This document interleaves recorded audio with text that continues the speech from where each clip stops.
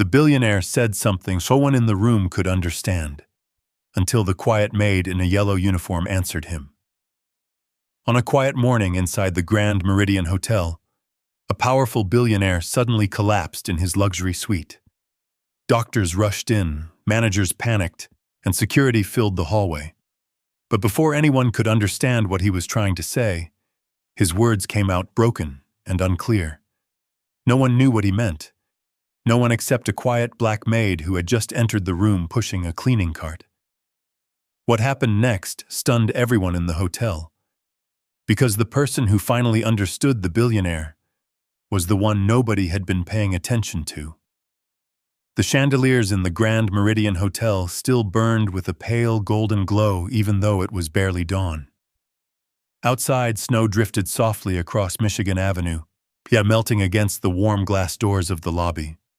Chicago had that quiet, suspended feeling that comes just before the city truly wakes. When taxis move slowly, coffee carts roll into place, and the skyline waits under a sky the color of steel.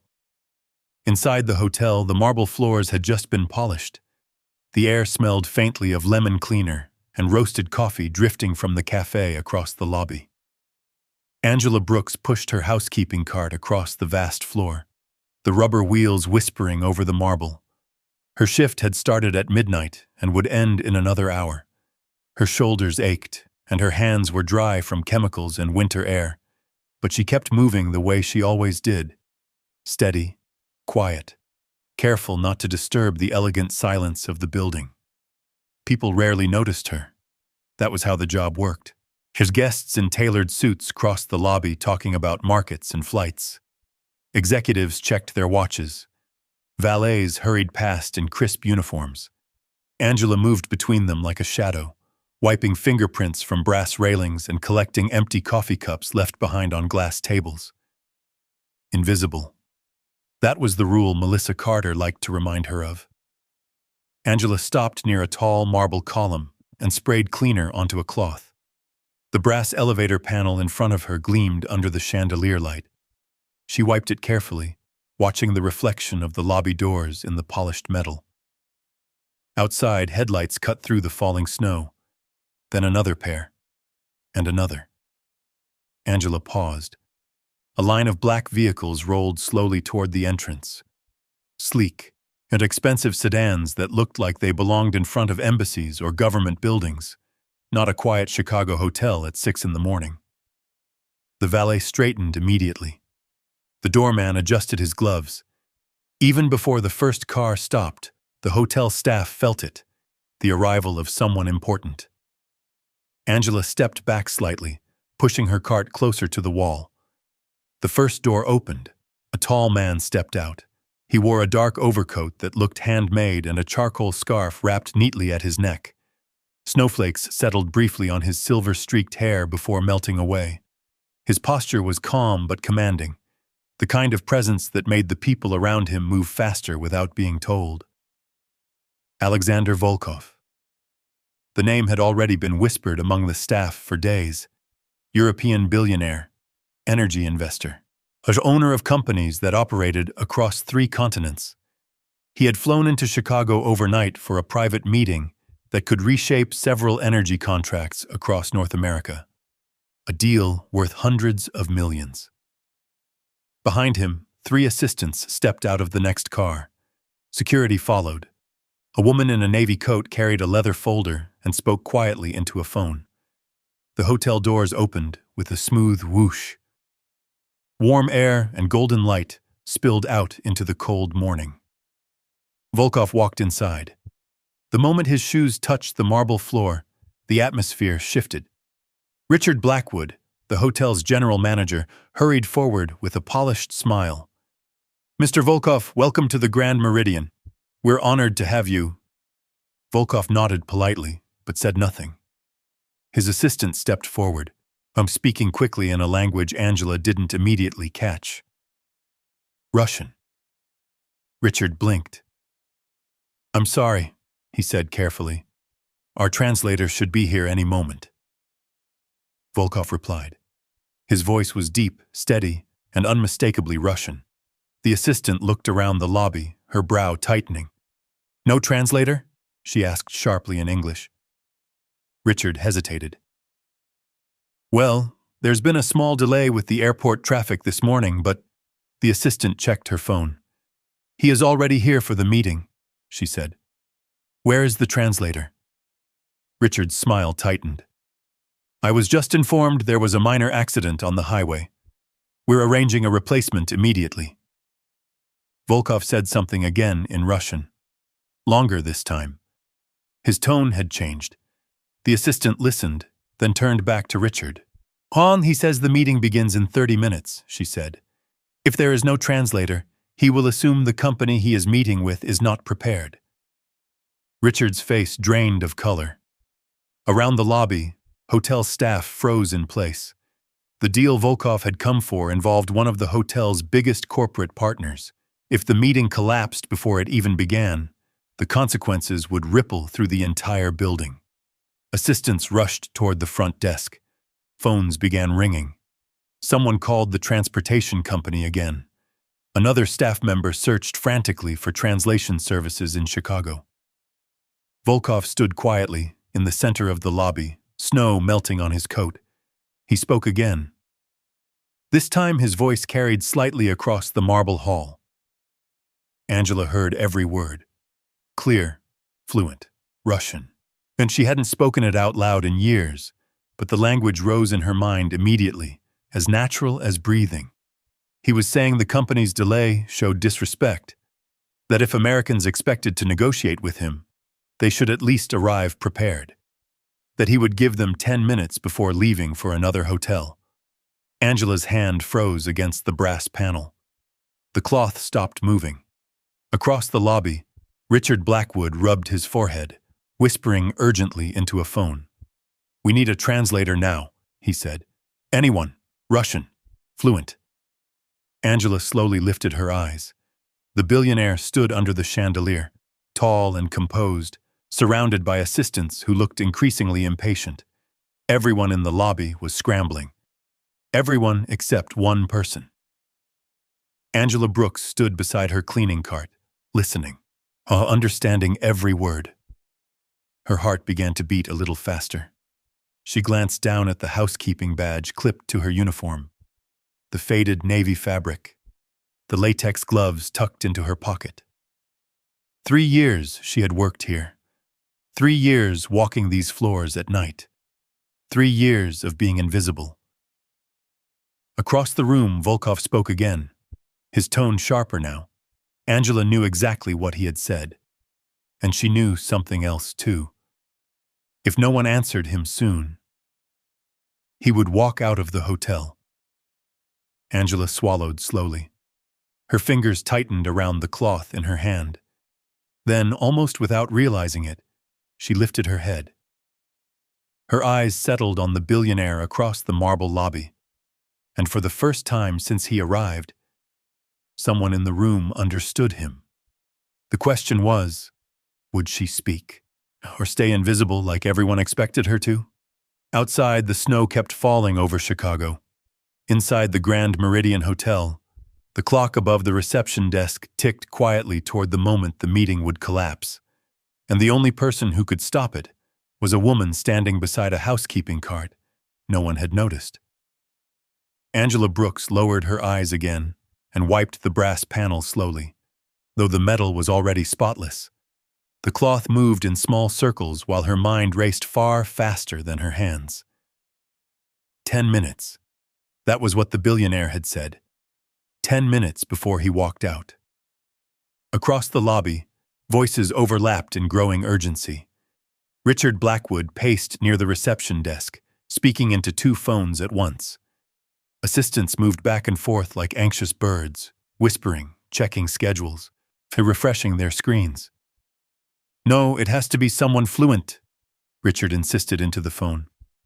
"Not basic Russian, business Russian, legal Russian." He ended the call with a sigh that sounded like it carried the weight of the entire building. Angela kept her head down. She had learned long ago that attention was dangerous. 3 years earlier, on her very first day working here, Melissa Carter had made the rule perfectly clear. Angela could still hear her voice. "Guests don't want to see housekeeping staff unless the room is already dirty," Melissa had said, standing in the employee hallway with a clipboard in one hand and a cold smile on her face. "You come in, you clean, and you disappear." Angela had nodded then, not because she agreed, but because she needed the job, she needed the health insurance, and she needed the steady paycheck that arrived every 2 weeks like a lifeline. Outside the tall glass windows of the lobby, the snow was falling heavier now. Cars moved slowly along Michigan Avenue, headlights glowing through the white haze. Angela checked the small digital clock on the housekeeping cart. 6:22. Her shift would end at 7. Normally, she would already be finishing the final lobby cleaning before heading to the employee locker room. Normally. But nothing about this morning felt normal. She glanced toward the center of the lobby again.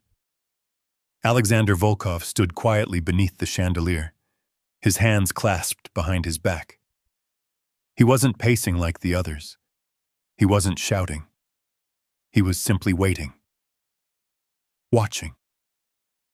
A man used to people arriving prepared, but Angela could hear him again now as he spoke quietly to his assistant in Russian. The words were calm, but the meaning was unmistakable.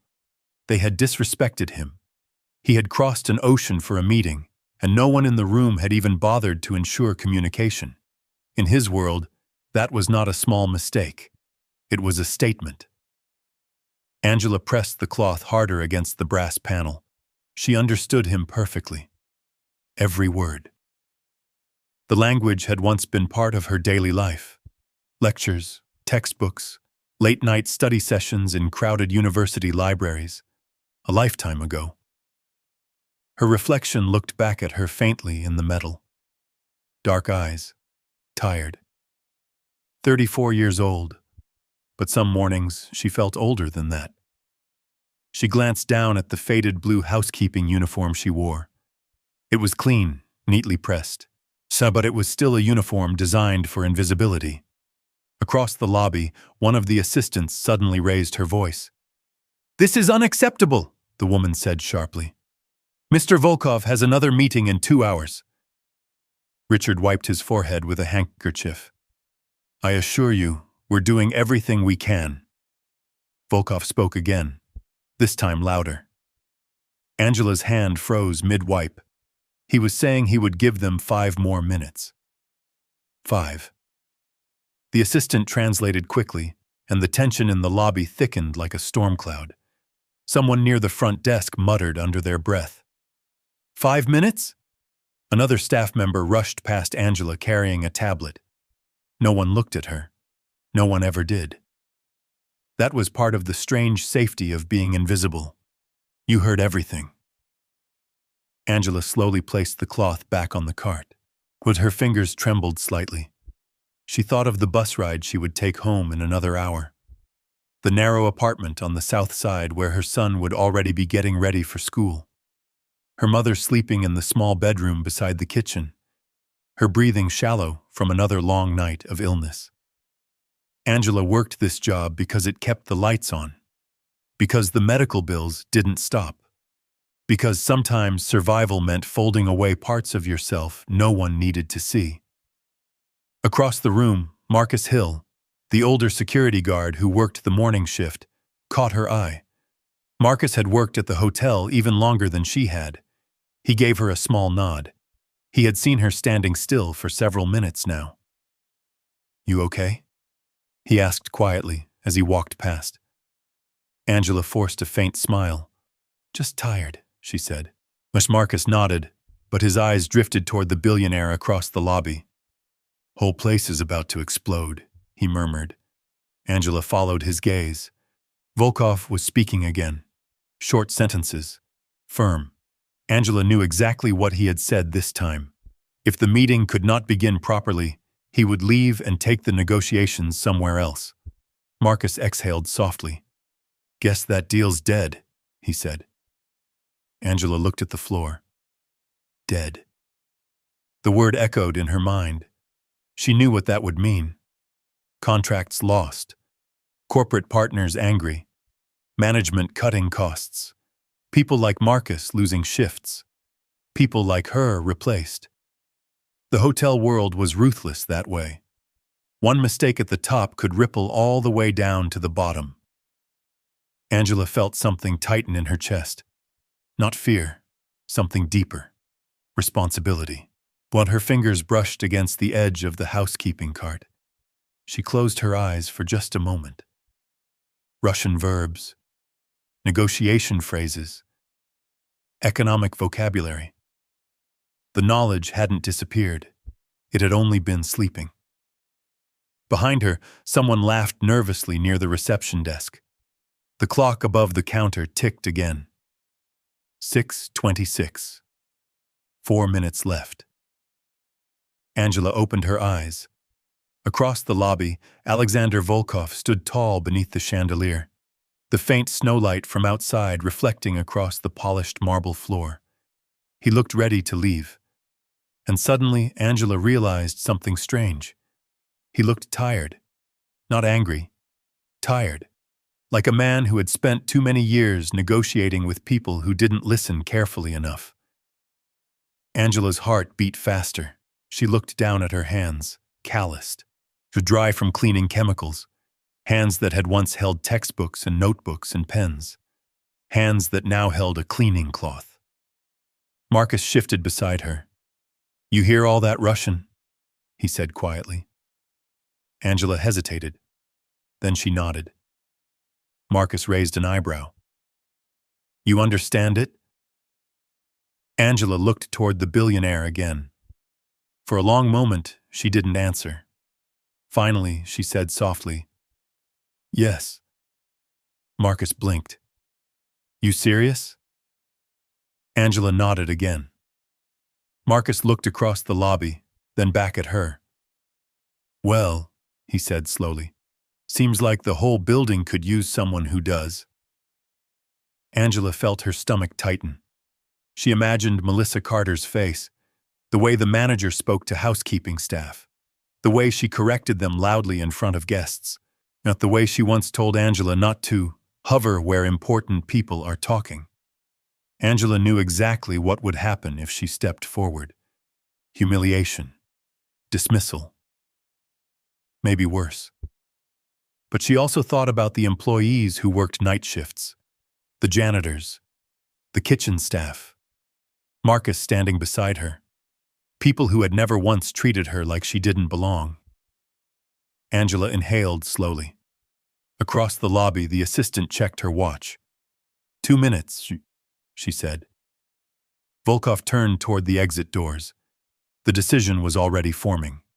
Angela's hands stopped shaking. She placed the cloth neatly on the cart. Then she did something she had not done in 3 years working at the Grand Meridian Hotel. She stepped away from the wall. Marcus watched her move forward. "Angela," he whispered, but she kept walking, house across the marble floor, toward the center of the lobby, toward the billionaire no one could understand, and toward a moment that was about to change everything. Angela Brooks took another step across the marble floor. The sound of her shoes was soft, almost swallowed by the vastness of the lobby. Yet to her it felt thunderous, as if every movement echoed through the high ceiling and the gold chandeliers above. Halfway across the lobby, she slowed. Her heart was beating harder now, not because of the billionaire, because of what waited between her and him. Melissa Carter.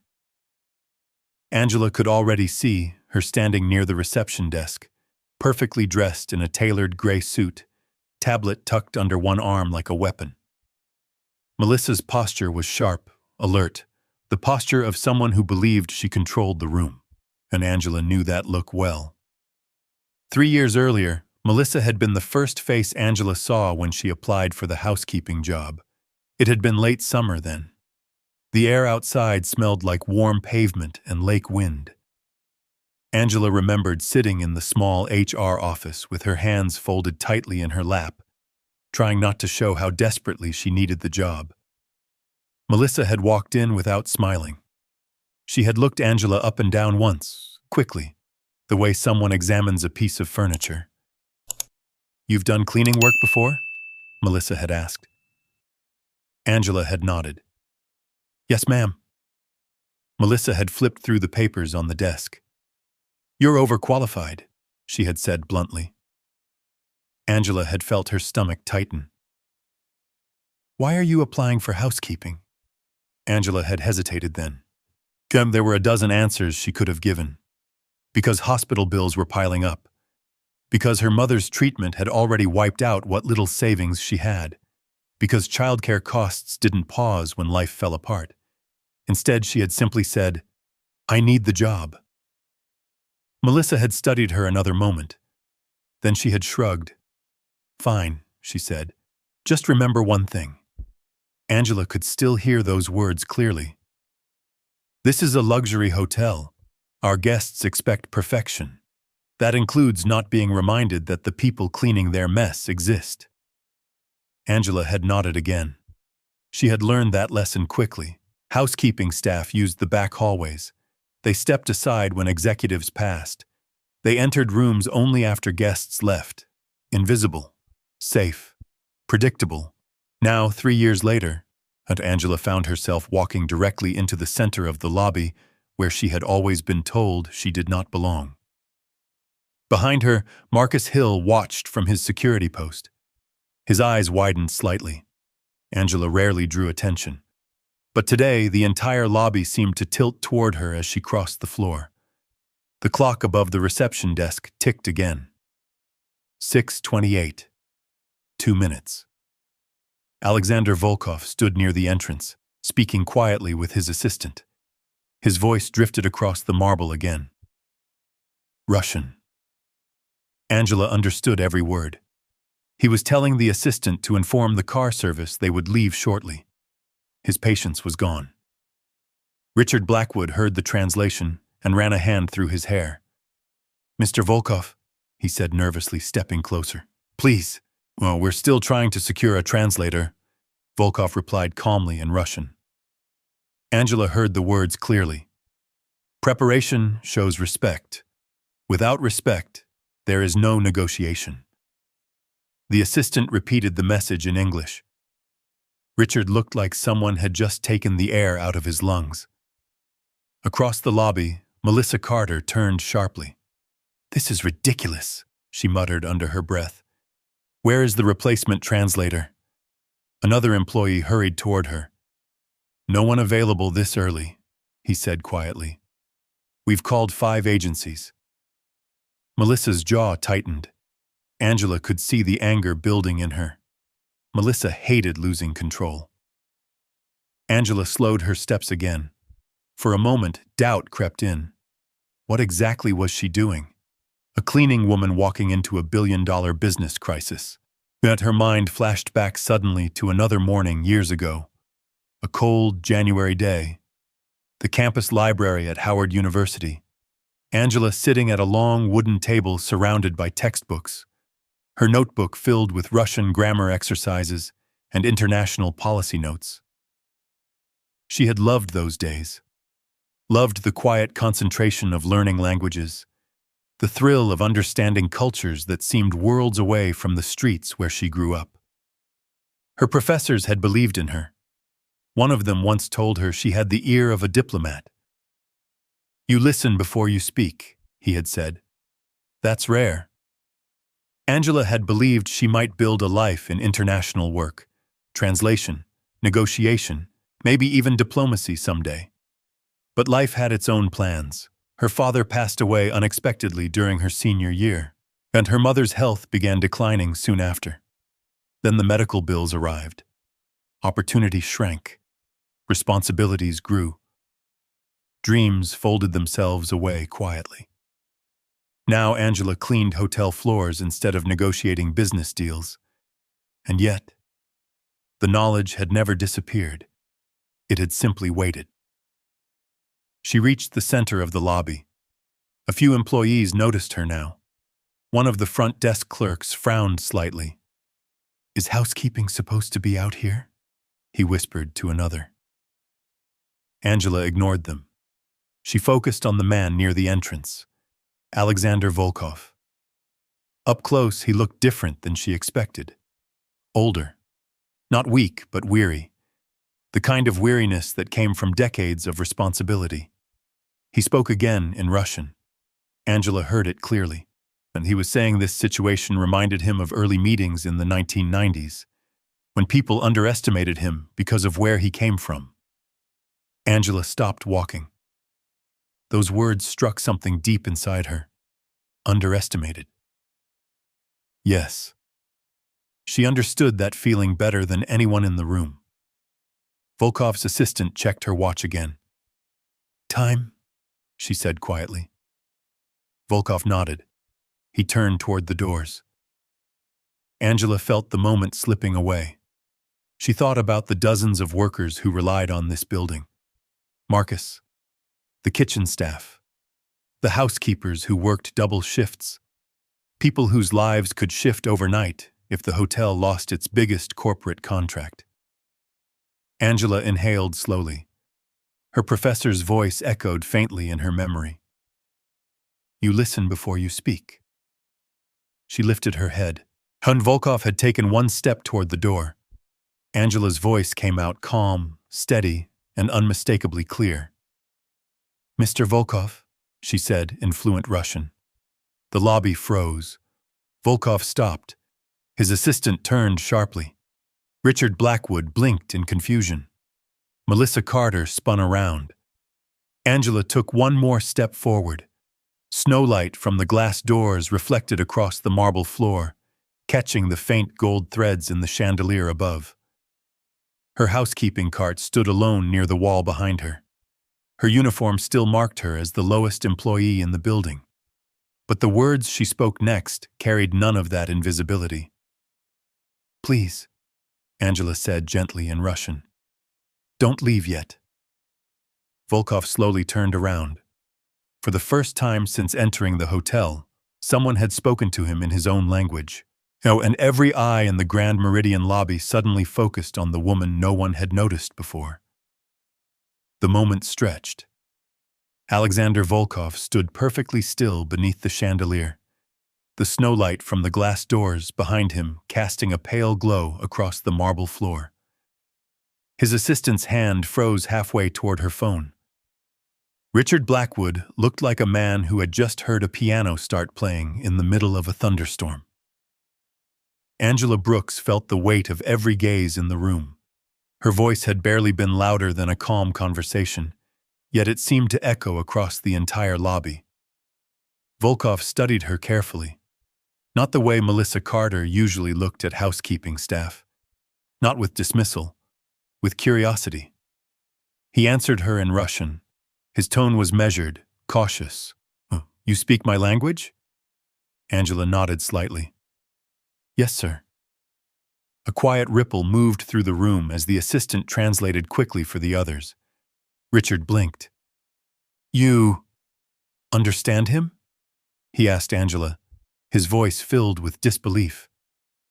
Angela glanced briefly toward him. "Yes." Melissa Carter took 2 sharp steps forward, heels clicking on the marble.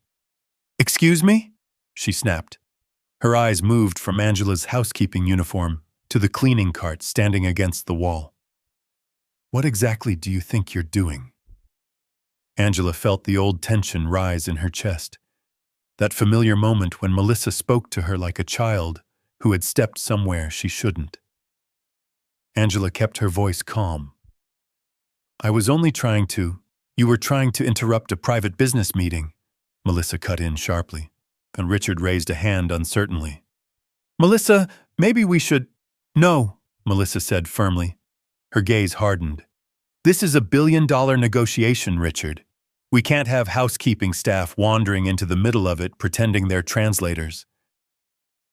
The words landed harder than the cold air drifting in from the open doors.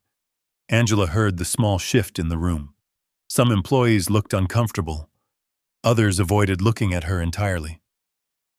Marcus Hill, still standing near the security desk, folded his arms quietly. Volkov watched the exchange without speaking. His eyes moved from Melissa to Angela, then back again. Melissa turned toward Angela, lowering her voice but not her sharp tone. "Angela," she said, as if explaining something painfully obvious. "You clean rooms. Ooh, well, that's your job." Angela felt the familiar sting of humiliation pressing against her ribs, but she didn't step back.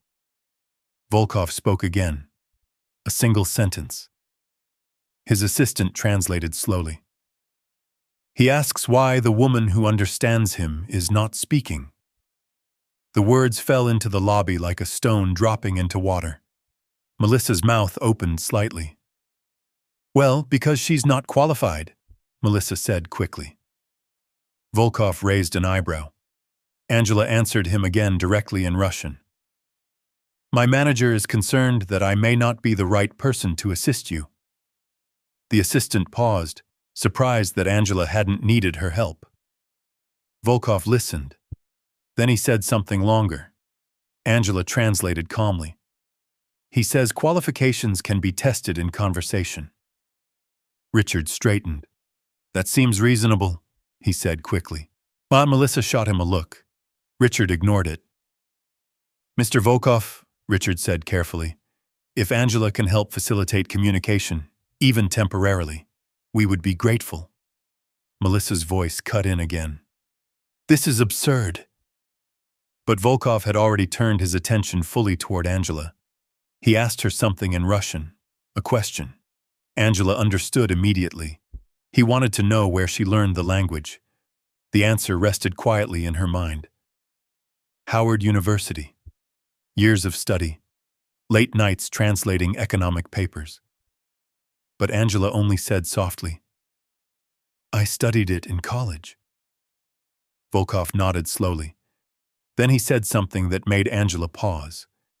He asked her to repeat what he had said earlier about the meeting. Angela repeated it word for word, flawlessly. The assistant's eyebrows lifted slightly. Jean Volkov's gaze sharpened. He spoke again. This time faster, more complex. Angela listened carefully. Then she answered him. Not translating this time, responding. She explained that the delay with the translator had not been intentional, that the meeting partners had prepared extensively, that Chicago traffic had created the unexpected problem. As she spoke, the tone of the conversation changed. Volkov's posture relaxed slightly. He asked another question. Angela answered. Back and forth the exchange went.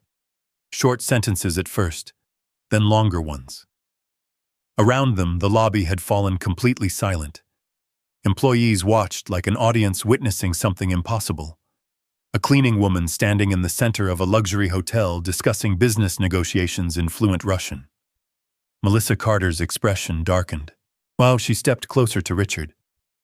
"This is completely inappropriate," she whispered. Richard didn't answer. He was too busy watching the conversation unfold. Angela was no longer translating word for word. She was explaining, clarifying, even smiling slightly as she adjusted a phrase to make it clearer in English. Volkov nodded slowly. His assistant scribbled notes. The tension in the room shifted. Not gone, but redirected. Finally, Volkov spoke again, his tone thoughtful. Angela listened. Then she turned toward Richard. "He says he is willing to continue the meeting," Angela said. Richard let out a breath he didn't realize he had been holding. "But," Angela added carefully, "he would like assurance that future arrangements will be more organized." Richard nodded quickly. Of course." Volkov watched Angela for another moment. Then he said something quieter. Angela hesitated slightly before translating. "He says, he appreciates that someone here finally chose to speak honestly." Silence followed. Angela felt the warmth of embarrassment rise to her cheeks. She wasn't used to compliments, especially not in a place where most people barely acknowledged her presence. Volkov's assistant stepped forward. "We should move to the conference room," she said. Richard nodded immediately. "Yes, right this way." The group began moving toward the elevators. But as Volkov passed Angela, he paused. For a moment, he looked directly at her. Not at the uniform, not at the cleaning cart. At her. Then he spoke quietly in Russian. Angela blinked. The words were simple. "You were almost invisible when I arrived," he said. "Now you are the most important person in the room." Angela didn't know what to say. Volkov gave a small nod. Then he followed the others toward the elevators. Behind them, the lobby slowly came back to life. Employees whispered. Phones started ringing again. Marcus Hill walked over to Angela slowly. "Well," he said, shaking his head with a small smile. "Guess you're not invisible anymore." Angela looked toward the elevator doors where the billionaire had disappeared. Her hands were still slightly shaking. She didn't know what would happen next, but something inside her told her that the quiet, predictable life she had been living for the past 3 years had just changed forever. For a few seconds after the elevator doors closed, the Grand Meridian lobby remained strangely silent. The snow outside kept falling, soft and steady, coating the streetlights along Michigan Avenue in a quiet white glow. Inside, the golden chandeliers hummed faintly above the polished marble floor. Angela stood exactly where she had been when Volkov walked away.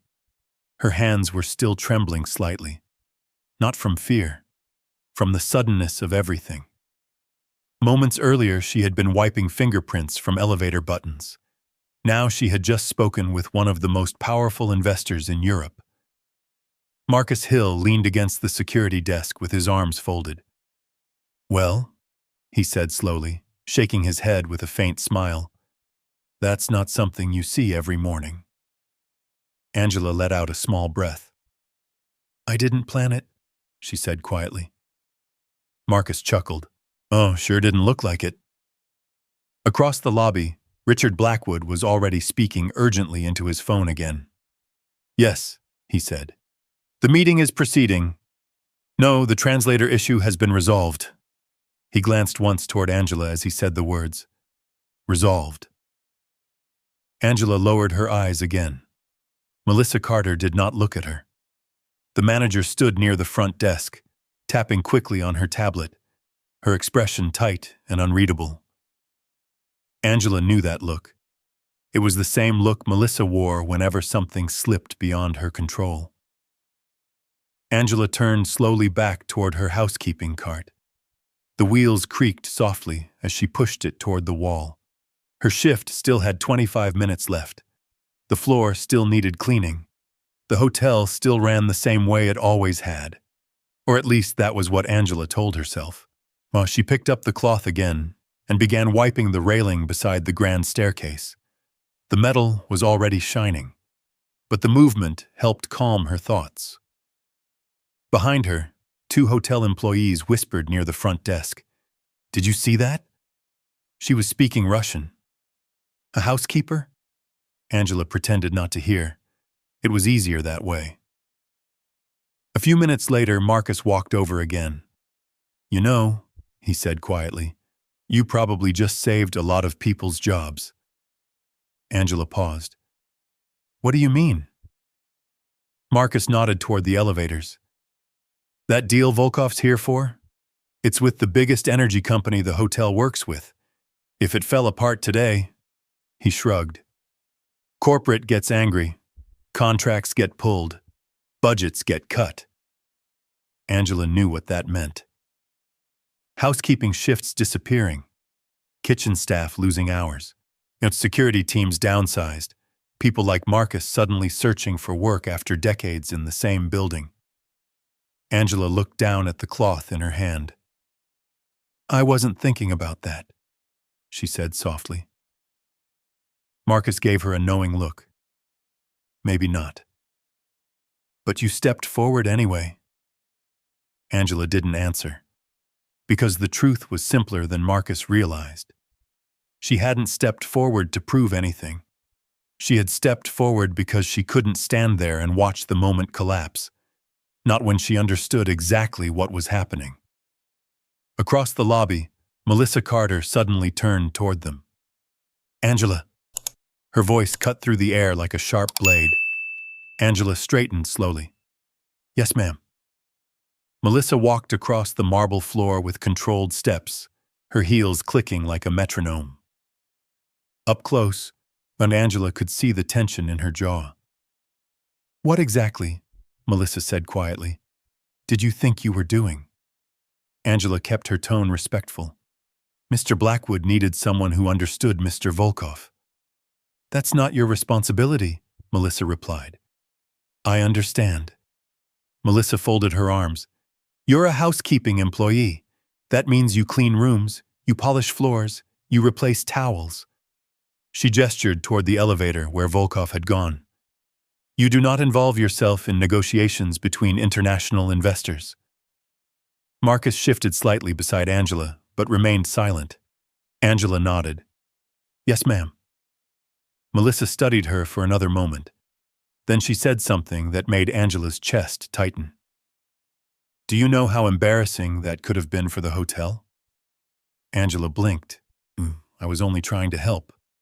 That's exactly the problem, Melissa said coldly. You weren't asked. The words landed heavier than the marble floor beneath them. Angela lowered her gaze. For a moment, the lobby felt colder. Melissa turned sharply and walked back toward the front desk. Marcus exhaled quietly. Well, he muttered, that didn't go how it should have. Angela gave a faint smile.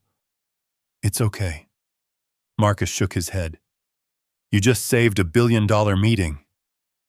And she's mad because you spoke. Angela pushed the cart slowly toward the entrance doors. Outside, snowflakes drifted down past the tall glass panels. She watched them fall for a moment. Then she said softly, Not everyone likes to be reminded that they were wrong. Marcus laughed quietly. You got a point there. The clock above the reception desk ticked again. 6:40. Angela wiped the last stretch of railing and returned the cloth to the cart. Her shift was almost over. But before she could move toward the employee hallway, the elevator doors opened again. Several executives stepped out, Richard Blackwood among them. His expression looked very different now, relieved, hopeful. He scanned the lobby quickly. When his eyes landed on Angela, he walked straight toward her. Melissa noticed immediately. Her posture stiffened. Richard stopped in front of Angela. For a moment, he said nothing. Then he spoke quietly. Angela, Mr. Volkov has asked if you would join the meeting upstairs. The lobby fell silent again. Marcus's eyebrows lifted. Melissa's tablet stopped moving. Angela blinked. Oh, I'm sorry, she said.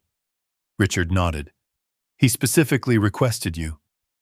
Angela looked down at her uniform, at the cleaning gloves tucked in her pocket, at the cart beside her. I'm just a housekeeper, she said gently. Richard gave a small smile. Apparently, he said, you're also the only person in the building who understands our guest.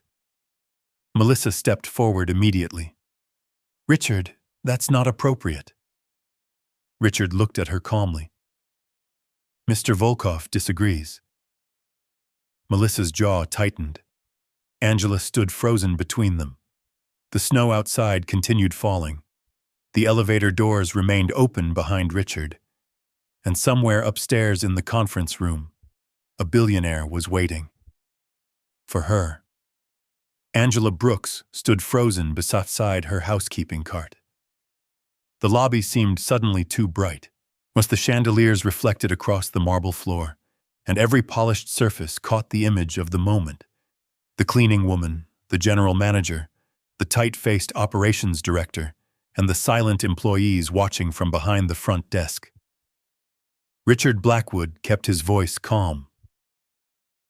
Mr. Volkov asked specifically for you, he said again. Angela could still hear the snow brushing softly against the tall glass windows behind her. Her mind raced. Conference room, executives, investors, people who wore suits that cost more than her monthly rent. I'm not dressed for that. Angela said quietly.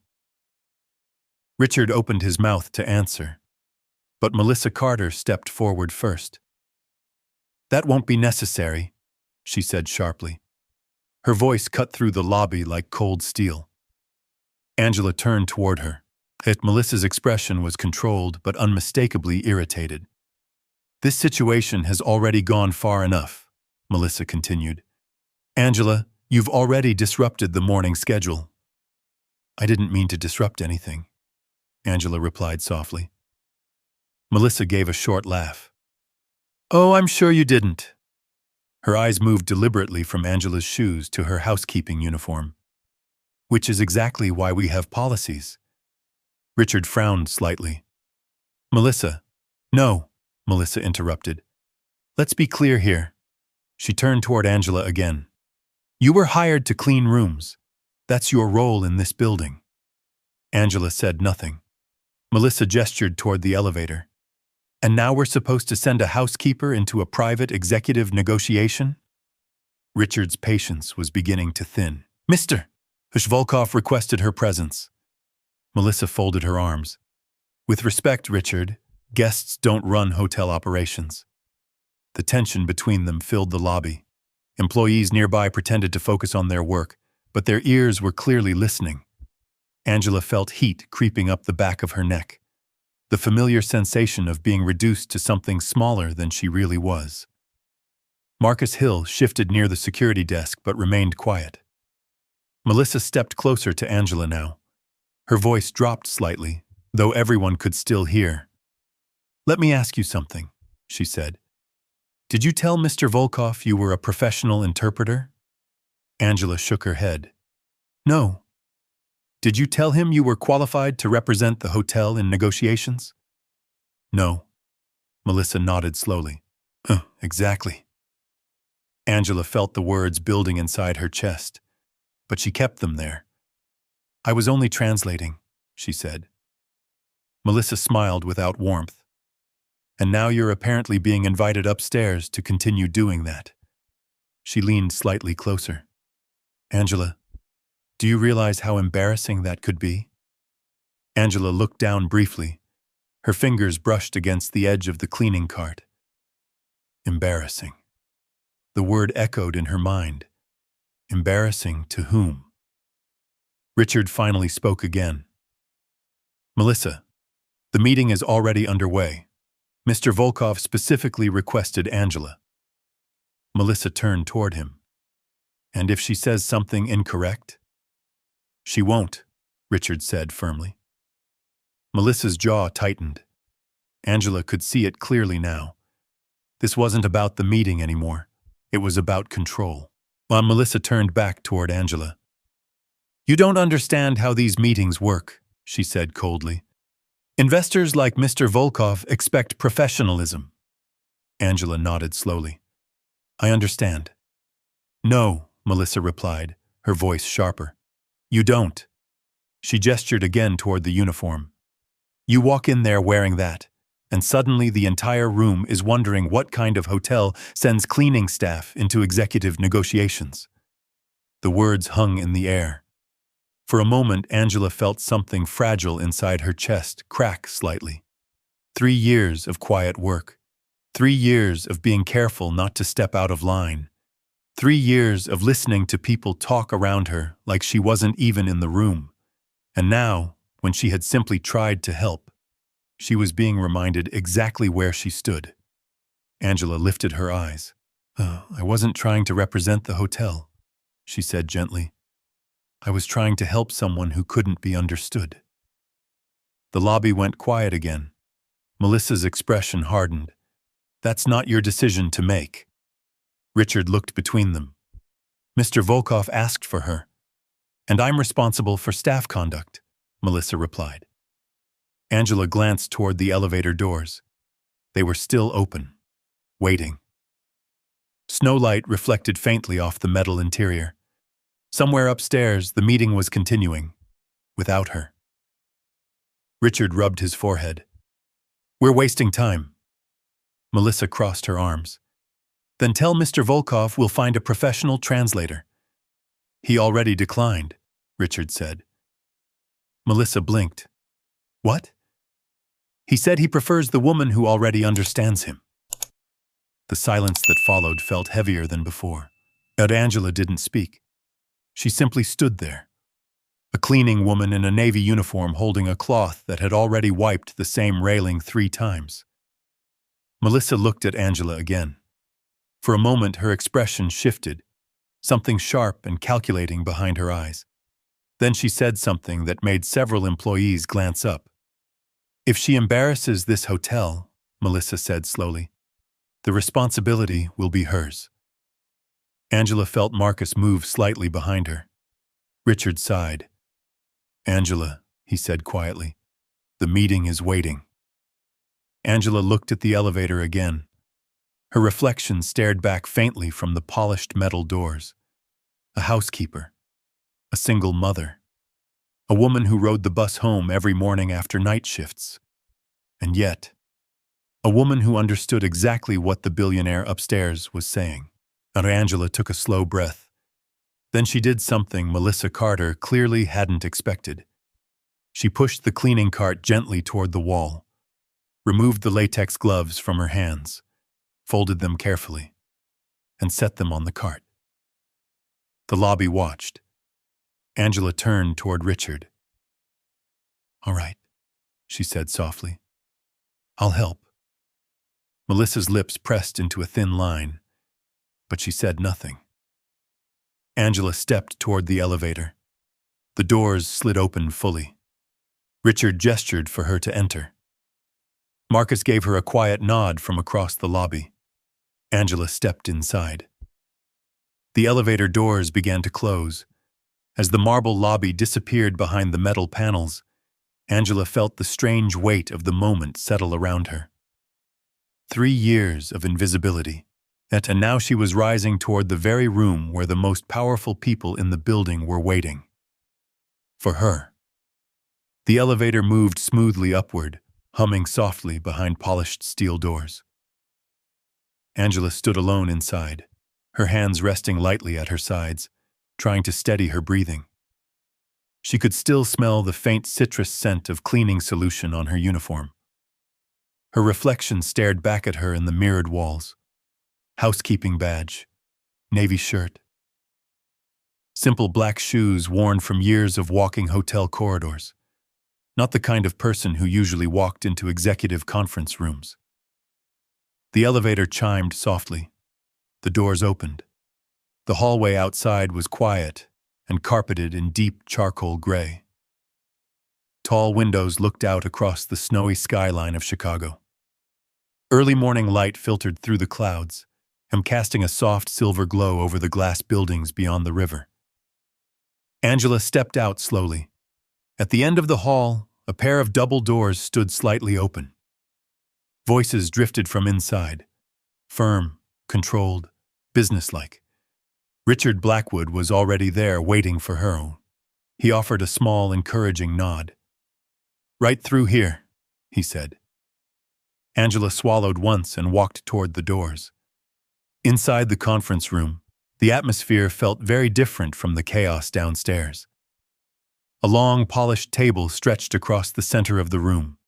Screens along the walls displayed charts and financial projections. Several executives sat in dark suits, their expressions tight with concern. At the far end of the table sat Alexander Volkov. He looked up immediately as Angela entered. His assistant sat beside him, a laptop open, fingers hovering over the keyboard. For a moment, every person in the room simply stared. Angela felt their eyes on her uniform, their surprise, their doubt. Richard cleared his throat. Mr. Volkov, he said carefully. This is Angela Brooks. Volkov nodded. He spoke in Russian. Angela answered in the same language. Yes, sir. A few of the executives exchanged confused glances. Volkov leaned back slightly in his chair. He asked her a question. Simple. Where had she learned Russian? Angela answered calmly. In college. Volkov nodded thoughtfully. Then he gestured toward the empty chair beside Richard. Please sit, he said in Russian. Angela hesitated, not because she didn't understand, but because she could feel the tension from the other side of the table. One of the American executives leaned toward Richard. Is this really our translator? He whispered. Richard spoke quietly. For now. Angela sat down. Her hands rested gently on the table, careful not to touch any of the neatly arranged documents in front of her. Volkov began speaking again. Longer sentences now. Technical phrases. Angela listened carefully. When he finished, she turned to the American executives. He says the delay this morning raised concerns about preparation, she translated. But he is still willing to discuss the partnership if communication can proceed clearly. One of the lawyers nodded quickly. Yes, of course. The meeting resumed. Numbers appeared on the screen. Charts, energy contracts, infrastructure plans. Volkov spoke again. Angela translated smoothly, her voice calm and steady. Minutes passed. Then something changed. Volkov began speaking faster. His sentences became more complex, filled with references to economic conditions in Eastern Europe and international energy pricing structures. Angela listened carefully. Then she paused. The executives waited. Volkov finished his thought. Angela looked toward the screen displaying the financial projections. Something about the numbers caught her attention. A small detail, but one that mattered. She spoke carefully. He says the projected energy transport costs appear underestimated. The room grew quiet. One of the analysts frowned. That's impossible, he said. Those numbers came from our modeling team. Angela hesitated. Then she spoke again. He's referring to the Baltic transport adjustments that took effect earlier this year. The analyst blinked. Oh, what? Volkov watched her closely. Angela turned toward him and asked a quick question in Russian. He answered immediately. Angela nodded. Then she turned back to the table. The tariffs increased in January, she explained gently. If the model uses last year's rate, the profit margin is slightly overstated. The analyst quickly typed on his laptop. The room waited. Then his eyebrows lifted. Well, I'll be damned. The numbers shifted on the screen. Angela hadn't been translating. She had been understanding. Across the table, Volkov's assistant looked at Angela with a new expression, one of genuine interest. Volkov leaned forward slightly. He spoke again. This time the conversation changed. Not translation. Discussion. He asked Angela directly how she interpreted the proposed infrastructure timeline. Angela answered carefully, explaining, clarifying, offering insight where needed. The room slowly realized something extraordinary was happening. The cleaning woman in the Navy uniform wasn't just translating the meeting. She was helping guide it. 30 minutes passed. Then 40. The tension that had filled the room earlier softened into focused concentration. Volkov finally sat back in his chair. He studied Angela for a long moment. Then he spoke quietly. Angela listened. His voice carried a tone that sounded almost amused. When he finished, she hesitated before translating. He says, "This meeting has become much more productive since the right person joined the table." A few executives chuckled nervously, but Angela felt warmth rise to her cheeks. Volkov continued speaking. Angela listened again, and then she looked toward Richard. He would like to know something. Richard nodded. What is it? Angela translated Volkov's question. He wants to know why someone with this level of understanding is working as a housekeeper. The room fell silent. Angela felt every pair of eyes on her again. But this time the attention felt different. Curious. Respectful. Angela folded her hands together gently. My family needed me, she said quietly. Volkov listened. He said something short in Russian. Angela translated it slowly.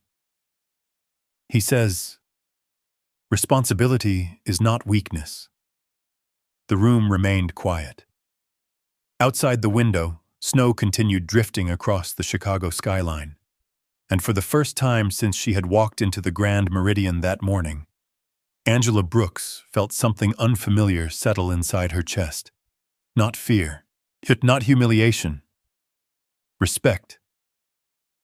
The meeting continued, but no one in the room would ever again look at the woman in the housekeeping uniform the same way. Outside the conference room windows, the snowfall had grown heavier. The Chicago skyline was now softened behind a curtain of white, the tall buildings fading into pale silhouettes. Inside the room, the air felt warmer. Not physically warmer, but calmer. The tension that had filled the space earlier had shifted into something quieter and more focused.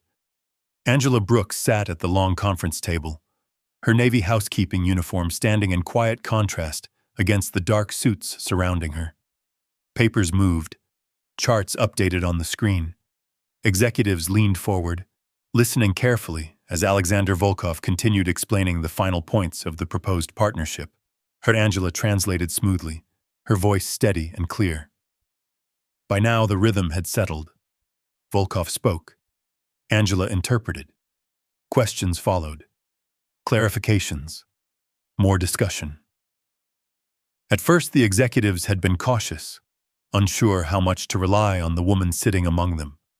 But after several rounds of translation, and 2 corrections that proved accurate when checked against financial data, the room's attitude had changed. They were no longer watching Angela with doubt. They were listening to her. Volkov finished another explanation and leaned back slightly. Angela translated the final sentence. One of the company's legal advisors nodded slowly. That makes sense, he said. We can adjust the schedule accordingly. Another executive closed his laptop. Well, he said, exhaling. That solves the logistics problem. Richard Blackwood glanced toward Angela with quiet relief. Without her, the meeting might have ended before it even began. Volkov watched the room for a moment. Then he spoke again, his voice softer now. Angela listened carefully. This time the words carried a different tone. Curious. Personal. She translated slowly. He says he is still thinking about something. The executives waited. Angela hesitated for half a second.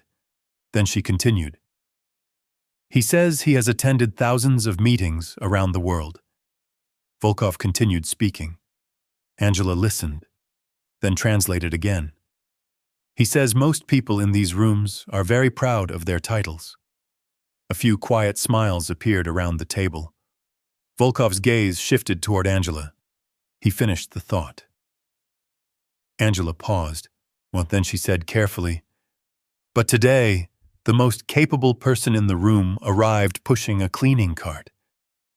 Silence followed. No one laughed. No one spoke. Angela felt heat rise gently in her face.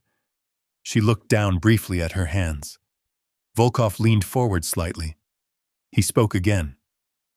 Angela listened. This time the sentence was short. Tell them, he said. I want to understand how that happened.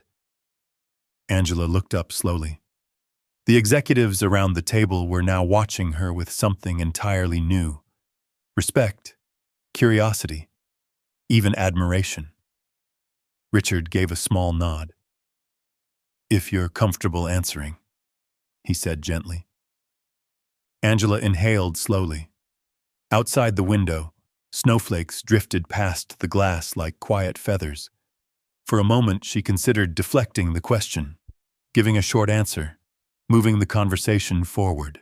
But Volkov was still watching her, and there was something sincere in his expression. Not pity, interest. So Angela spoke. I studied international relations in college, she said calmly. Several eyebrows lifted around the table. Angela continued. I focused on languages and diplomacy. Volkov nodded once. Angela could see he was not surprised. One of the executives leaned forward.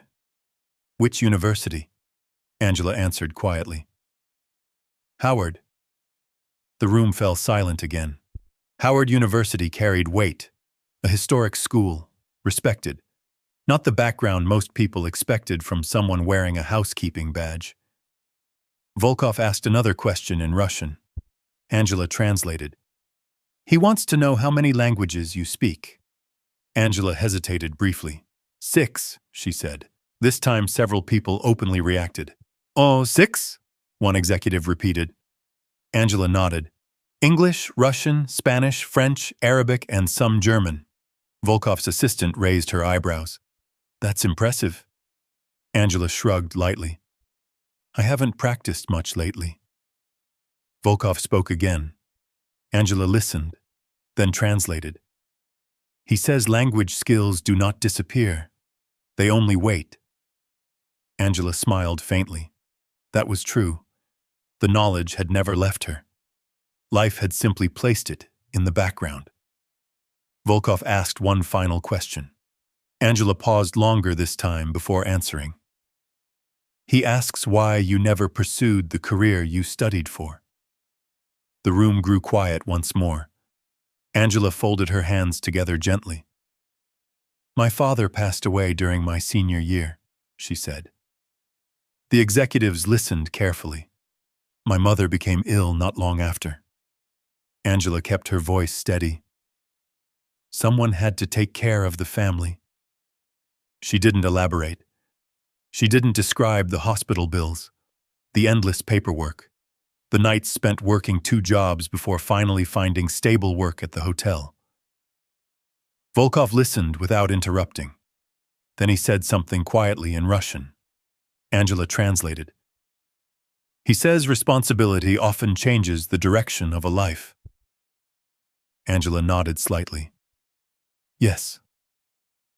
Volkov leaned back again. The room remained quiet for a moment. Then Richard cleared his throat. "Well," he said carefully, "we should probably continue reviewing the final contract terms." The meeting resumed, but the tone had shifted again. Earlier they had seen Angela as an unexpected translator. Now they understood something deeper. But the woman in the housekeeping uniform was not an accident. She was a professional whose life had simply taken a difficult turn. Volkov watched her closely throughout the rest of the discussion. Not with curiosity anymore, with respect.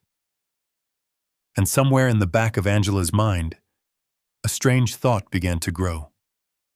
The kind of thought that felt both impossible and strangely hopeful. For the first time in years, someone had seen her for who she truly was. Angela Brooks sat quietly at the long conference table, the soft glow of the overhead lights reflecting across the polished wood. Outside the windows, the snowfall had thickened, the skyline of Chicago now blurred behind drifting white. The meeting continued, but something subtle had shifted in the room. Earlier, the conversation had carried tension, careful words, guarded tones, and executives watching every detail with nervous focus. Now the rhythm was smoother. Ideas flowed, questions were answered, and each time Alexander Volkov spoke, Angela translated with calm precision. She no longer felt like an intruder, but the uniform she wore still reminded her where she came from. The navy housekeeping shirt brushed softly against the edge of the table each time she leaned forward to translate. Her badge still read Angela Housekeeping in simple white letters, yet no one in the room treated her like staff anymore, not after the way she had handled the discussion. Volkov spoke again, outlining the final points of the partnership agreement. His voice remained measured, deliberate. Angela listened carefully. Then she translated. He says the revised transport model improves stability for both companies." The executives nodded. One of the analysts adjusted the numbers on the screen. Richard Blackwood leaned back in his chair, relief finally beginning to show on his face. Without Angela, the morning would have ended in disaster. Volkov finished speaking and folded his hands calmly on the table. Silence settled briefly in the room. Angela noticed the assistant watching her again. Not suspiciously, curiously. The assistant finally spoke. "You said earlier you studied diplomacy," she said. Angela nodded. "Yes." The woman tilted her head slightly. "You would have been very good at it." Angela gave a faint smile. "Maybe." Volkov spoke again in Russian.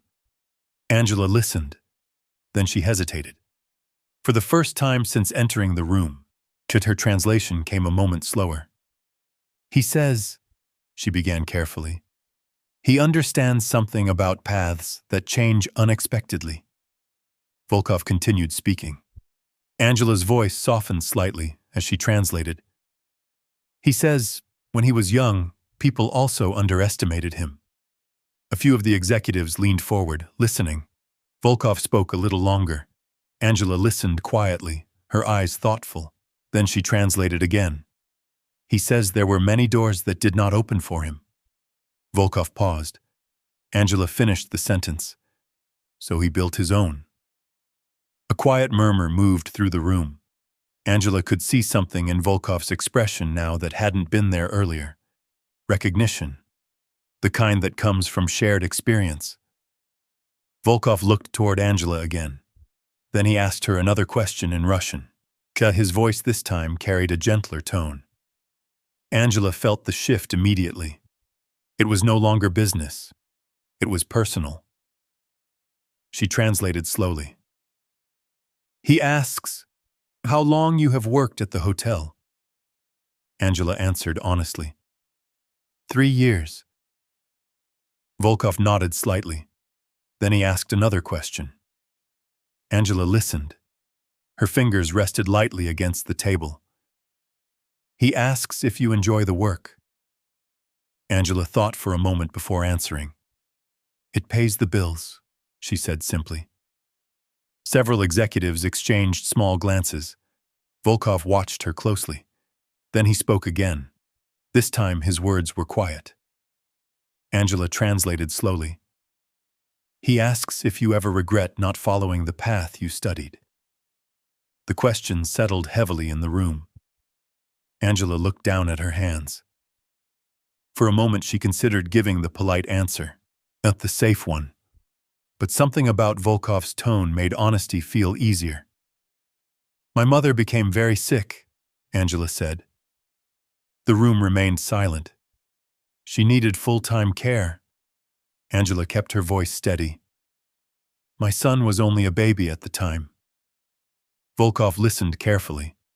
Angela continued. "There wasn't time to build a career. I needed income immediately." No one interrupted. Angela spoke without bitterness, simply stating facts. "Housekeeping was hiring." Volkov nodded slowly. Angela could see the understanding in his eyes. Responsibility, sacrifice, choices that reshape a life. Volkov spoke again. Angela translated. "He says, life sometimes delays our purpose." Angela looked up. Volkov continued. "But delay," Angela translated softly, "is not the same as ending." The words lingered in the air. Angela felt something shift inside her chest. She had spent years believing that the life she once imagined had disappeared completely, that the doors she once hoped to walk through had quietly closed forever. Yet sitting here now, translating a conversation between powerful executives, she realized something strange. The knowledge she had studied, the skills she had built, they had never truly disappeared. They had simply been waiting. Outside the window, the snow began to lighten. Morning sunlight pushed faintly through the clouds, casting a pale glow across the frozen river below. Volkov turned toward Richard. He spoke a final sentence in Russian. Angela translated. "He says the agreement is acceptable." Relief spread around the table. One of the executives smiled openly. "Well," he said, that's the best news we've had all morning." Volkov stood. The others followed. The meeting was finished. Angela slowly pushed her chair back and stood as well.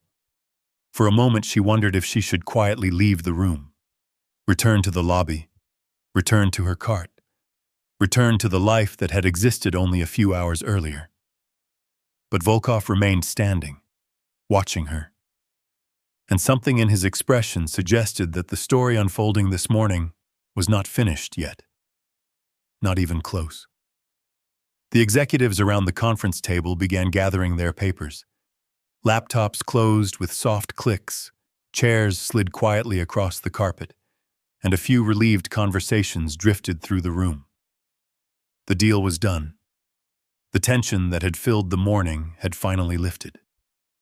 Angela stood beside her chair, unsure of what to do next. But the adrenaline that had carried her through the meeting was beginning to fade, leaving behind a strange quiet in her chest. She assumed this was the moment she would quietly slip out of the room. Return to the elevator. Return to the marble lobby where her cleaning cart waited beside the wall. Return to the life she had known that morning. But Alexander Volkov did not move. He remained standing at the head of the table, watching the room slowly empty. Then he turned toward Richard Blackwood. He spoke in Russian. Angela translated automatically. He says there is one more matter he would like to address. The room stilled again. Richard looked surprised. Of course, he said. Volkov glanced briefly toward Angela. Then he continued speaking. Angela listened carefully, then translated. He says this morning he witnessed something unusual. The executives exchanged curious glances. Volkov's tone remained calm. Angela continued. He says he has traveled across many countries and worked with many companies. Volkov paused. Then he spoke again. Angela's voice grew quieter as she translated. He says he has also seen how organizations treat the people who work for them. A subtle tension returned to the room. Volkov's assistant reached for her tablet. Volkov continued speaking. Angela listened. Then she hesitated slightly before translating the next sentence. He says, when he first arrived at the hotel this morning, he watched how the staff interacted with one another.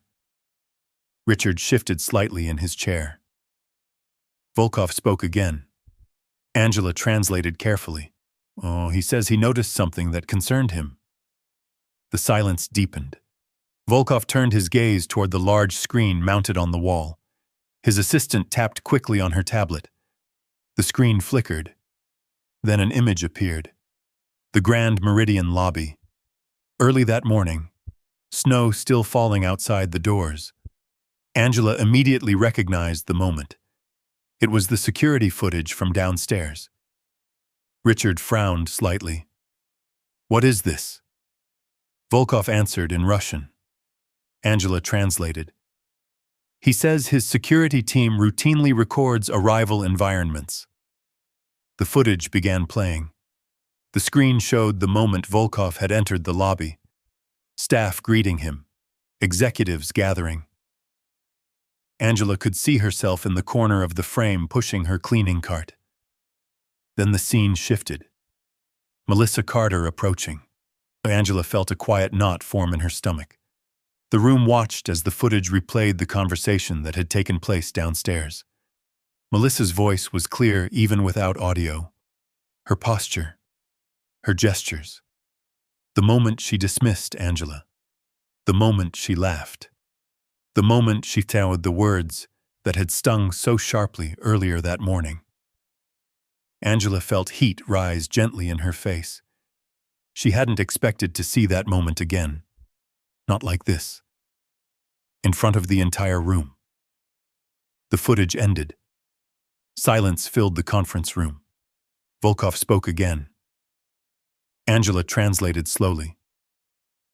He says a company's culture is visible in how its leaders treat the people they believe are unimportant. No one spoke. Volkov continued. Angela's voice remained steady. He says if a hotel allows disrespect toward its employees, it suggests deeper problems in leadership. Richard's face had gone pale. Volkov's assistant looked toward him calmly. "We take partnership culture seriously," she said. Richard nodded quickly. "Of course." Volkov said one final sentence. Angela translated. "He says today's meeting succeeded not because of preparation, but because someone the company overlooked chose to help anyway." Angela felt the room shift toward her again, not with surprise this time, with understanding. Richard rubbed his forehead slowly. Then he stood. "Thank you for bringing this to our attention," he said carefully. He turned toward the door. "Excuse me for a moment." Richard stepped out of the room. The door closed softly behind him. Angela remained standing quietly beside the table. She didn't feel triumphant. She didn't feel vindicated. Well, mostly, she felt tired. It had been a very long morning. A few minutes later, the door opened again. Richard returned. Melissa Carter walked in behind him. Her expression was tight. She looked around the room, clearly confused by the sudden summons. "Richard," she said quietly. "What's going on?"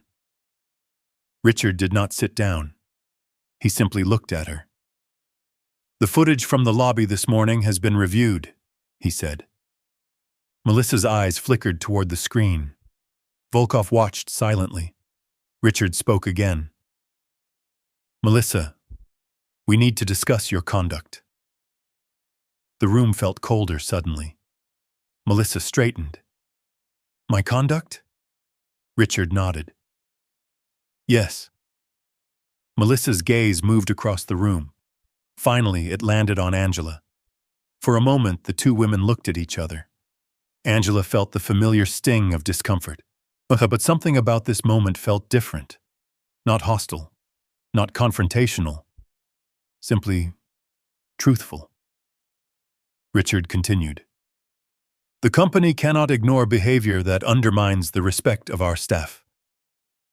Melissa opened her mouth to respond, but no words came. Volkov said something quietly in Russian. Angela translated. "He says respect is the foundation of every successful partnership." Richard nodded slowly. "I agree." The room remained silent. Then Richard spoke the words that changed the direction of the morning once again.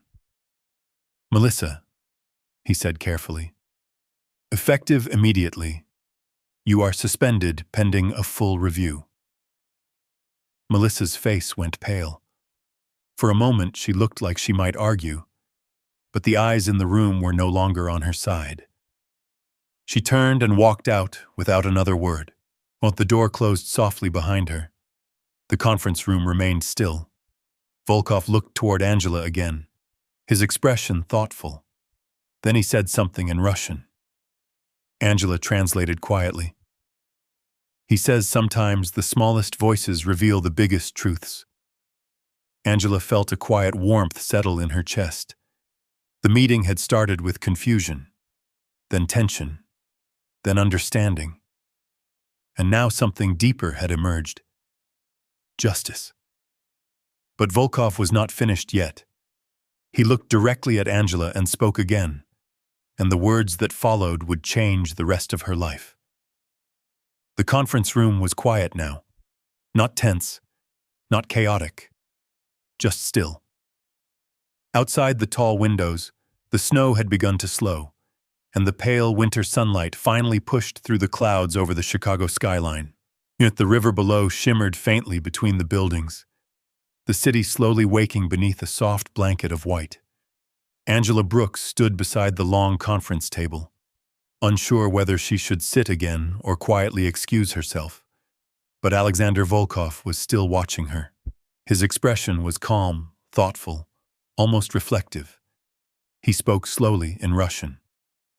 Angela listened. Then she translated. He says, today reminded him of something important.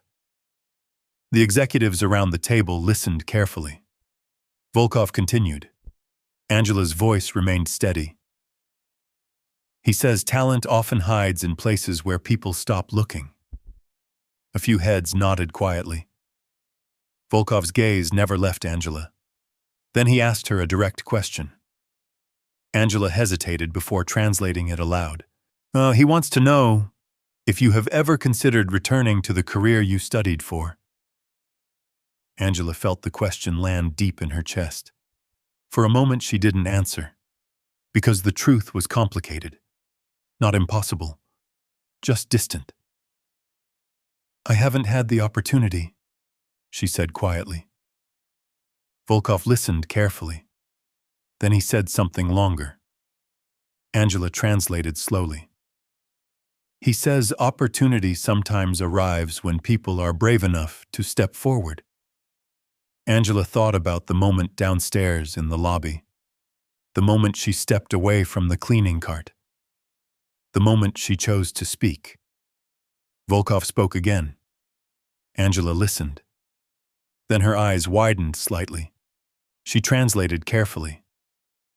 He says his company is opening a new North American division next year. Several executives in the room looked up. Volkov continued speaking. Angela's voice grew quieter.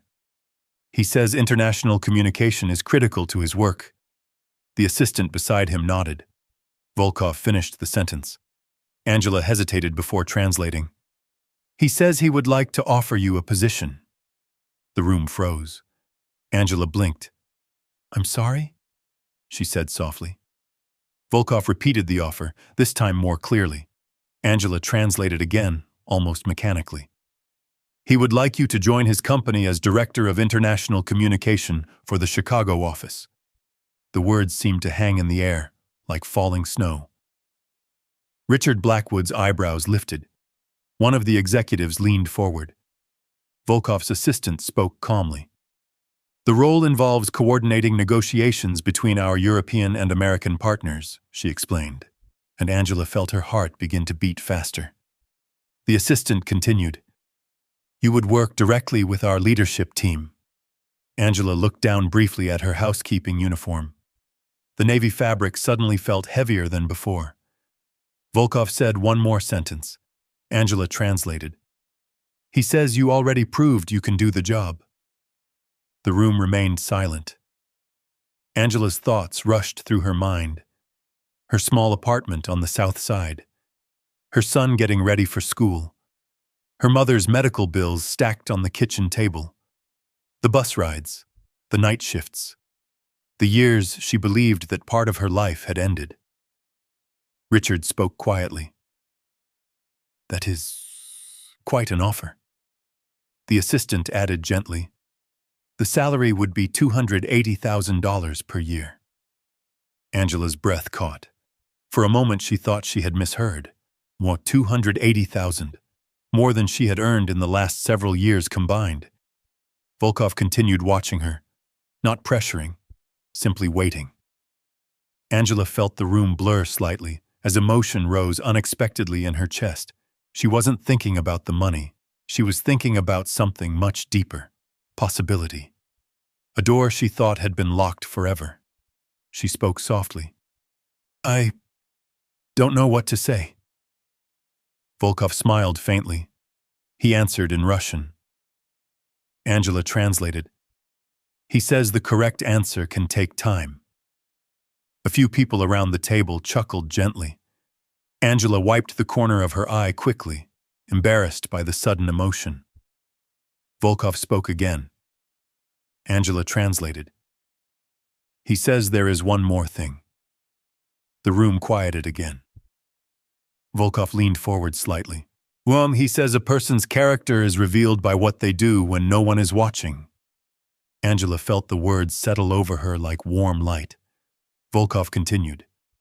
He says you stepped forward today without expecting reward. Angela swallowed. Volkov finished his thought. And those are exactly the kind of people he wants working beside him. Silence filled the conference room again. Angela looked out the window briefly. Snowflakes still drifted slowly past the glass. For years she had believed the world had closed its doors to her, but now one stood wide open. Volkov stood and extended his hand, not as a billionaire greeting a housekeeper, but as one professional greeting another. Angela looked at the offered hand. Then she took it. The handshake was firm, simple, respectful, and in that quiet moment, Angela Brooks realized that the invisible life she had lived for the past 3 years had finally come to an end. A new chapter had just begun, and downstairs in the marble lobby of the Grand Meridian Hotel, a cleaning cart still stood waiting beside the wall. But the woman who had pushed it that morning would never return to it the same way again. Angela stood very still in the center of the executive suite, as if her feet had quietly rooted themselves into the thick Persian carpet beneath her. The city stretched outside the tall glass windows, New York waking slowly in pale morning light. Yellow taxis slid through intersections far below. Steam rose from subway grates. Somewhere down there, life continued the way it always had. But inside this room, something had shifted. The elderly billionaire sitting across from her, still pale from the night's emergency, watched her with the kind of calm focus that made people instinctively lower their voices. His name carried weight in boardrooms, newspapers, and financial markets around the world. Yet at this moment, he didn't look like a powerful man. He looked like someone remembering something important. Angela still held the empty glass of water she had given him earlier. Her fingers trembled slightly, not from fear, from confusion. She had come into the room that morning expecting nothing more than another quiet cleaning shift. Instead, she had found a man struggling to breathe. Doctors had been called. Hotel managers had rushed in. Security had appeared like shadows along the walls. And now, after everything settled, he had asked everyone to leave. Not everyone except her. The room had grown quiet in a way expensive rooms often did. The silence of wealth. Thick carpets, heavy curtains, walls that absorbed sound. Angela swallowed. "I'm sorry, sir," she said softly, still unsure why she had been asked to stay. "If you need anything else, I can call the hotel staff." The old man shook his head slowly. "No." His voice was calm now, stronger than it had been earlier. "I asked you to stay because there's something I needed to confirm." Angela frowned slightly. "Confirm?" He leaned back carefully against the sofa. For a moment, he simply studied her face, not in the uncomfortable way wealthy guests sometimes looked at hotel workers, but in a thoughtful way, as if searching for something he had almost forgotten. "You told me something earlier," he said, as Angela tried to remember. Everything that morning had happened so quickly. "What did I say?" The old man smiled faintly. "You told me to breathe slowly." Angela blinked. "That was just instinct." He shook his head again. "No." His eyes moved toward the wide window where sunlight now brushed the tops of the skyscrapers. "You said something else, too." Angela waited. "You said," he continued quietly, "you're not dying today. Not on my watch." Her face warmed slightly with embarrassment. "I didn't mean it like that," she said quickly. "I just didn't want you to panic." The billionaire chuckled softly. "That's exactly the point." Angela didn't understand. He reached slowly toward the coffee table beside him where a leather folder rested. The folder looked simple, but Angela had cleaned enough luxury suites to recognize expensive things. He opened it carefully. Inside were several papers, contracts, medical reports, and a photograph. He lifted the photo and studied it for a long moment before turning it toward her. Angela stepped closer. The picture showed a small hospital room from decades earlier. A young nurse stood beside a hospital bed. In the bed was a much younger version of the man sitting before her now. Thin, weak, but alive. Angela looked up. "I don't understand." The old man's eyes softened. 40 years ago," he said slowly, I was the one lying in a hospital bed like that. Angela listened. I had collapsed during my first year building my company. Exhaustion, heart complications. Doctors weren't sure I would recover. He tapped the photograph gently. That nurse stayed with me all night. Angela felt a strange stillness settle in the room. She said something very similar to what you said this morning. Angela's heart began beating a little faster. What did she say? He smiled faintly. She looked at me and said, "You're not leaving this world tonight. I won't allow it." Angela stared at the photograph again. The nurse's expression was calm, confident, certain. Her name was Mary Whitaker, he continued quietly. She believed in people before they believed in themselves. The billionaire closed the folder slowly. I built everything in my life after that night. Angela didn't know what to say. The weight of his words filled the room. Then he looked directly at her, and his expression changed. The calm businessman disappeared, as in his place was something more human, grateful.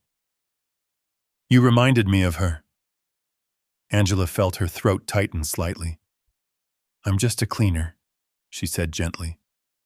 He shook his head. No. He leaned forward.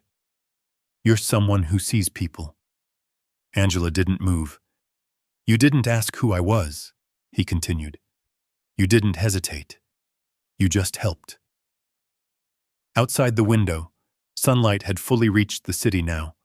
Morning had arrived. Angela suddenly remembered the cleaning cart waiting downstairs in the lobby. Her entire routine. Her normal life. It all felt very far away. The old man rested his hands on his knees. Angela, he said quietly. Her name sounded strange coming from him. How did you... He smiled. The hotel manager told me. Angela nodded slowly. Then he reached for the leather folder again. But he removed a single document. He placed it gently on the table between them.